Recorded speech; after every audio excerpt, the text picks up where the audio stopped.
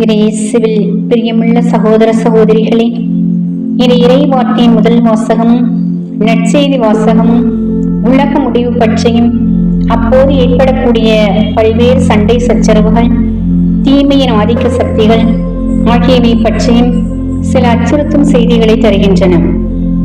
முதல் வாசகம் கூறும் தீமை கிறிஸ்தவர்களை துன்புறுத்திய ரோமை அரசுக்கு ஏற்படக்கூடிய தண்டனை என்பதை நாம் புரிந்து கொள்ளலாம்.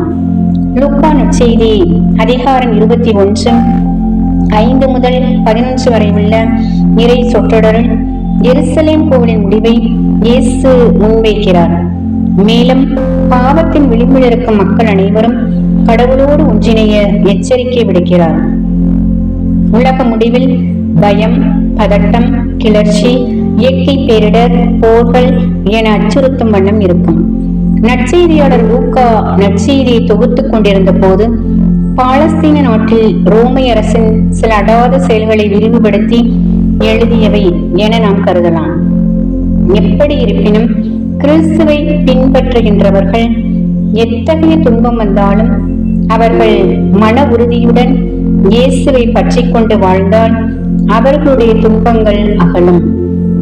ஒத்தமை நற்செய்திகளின் பதிவுகளின்படி இயேசு எருசலேம் அழிவு, உலகின் முடிவு ஆகியவை பற்றி பேசியுள்ளார்.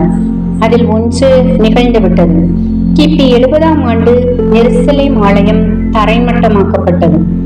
ஒரு காலம் வரும், அப்போது கற்கள் ஒன்றின் மேல் ஒன்று இராதபடி இவையெல்லாம் இடிக்கப்படும் என்ற இயேசுவின் வார்த்தை வார்த்தைக்கு வார்த்தை நிறைவேறியுள்ளது. எஞ்சி உள்ளது ஆலயத்தின் மேற்குச் சுவர் மட்டுமே. உலக முடிவின் போது, அதாவது தந்தை குறித்த காலத்தில், மானிட மகன் 2ஆம் முறையாக மாட்சியுடன் வருவார்.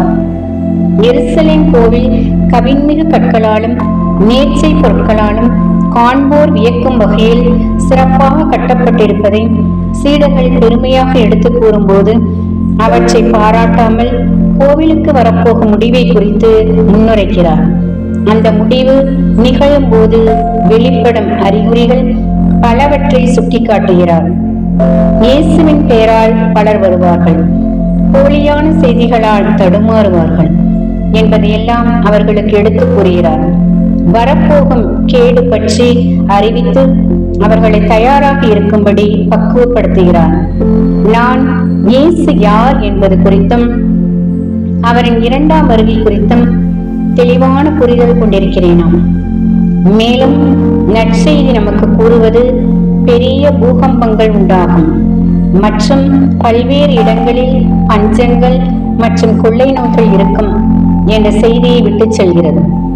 2020ஆம் ஆண்டில் COVID-19 கொள்ளை நோயால் பயம், பதட்டம் மற்றும் நிச்சயமற்ற தன்மை ஆகியவற்றால் நாம் மனமுடைந்து போனோம்.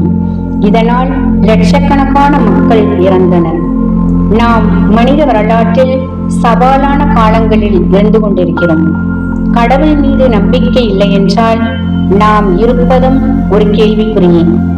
கிறிஸ்து இயேசுவை விசுவசிப்பவர்களுக்கு எப்போதும் நம்பிக்கை நிறைந்த வசந்த காலம் இருக்கிறது. உங்கள் தந்தையின் விருப்பம் இல்லாமல் அவற்றில் ஒன்று கூட தரையில் விழாது. ஆனால் உங்கள் தலையின் முடிகள் கூட எண்ணப்பட்டுள்ளன என இயேசுவின் வார்த்தையை நம்புவோம். இயற்கை சீற்றங்கள், போர்கள், துன்புறுத்தல்கள் மற்றும் கொள்ளை நோய்கள் இவை அனைத்தும் கடவுள் மீதான நம் நம்பிக்கையையும் நாம் வைத்திருக்கும் கிறிஸ்தவ நம்பிக்கையையும் அசைக்க கூடாது. மத்தேயு 28:20 சொல்லப்பட்டிருப்பது போல, இதோ உலகம் முடியும் வரை எந்நாளும் நான் உங்களோடு இருக்கிறேன் என்ற இயேசுவின் வார்த்தையை இதயத்தில் வைத்து நம்பிக்கையோடு செயல்படுவோம்.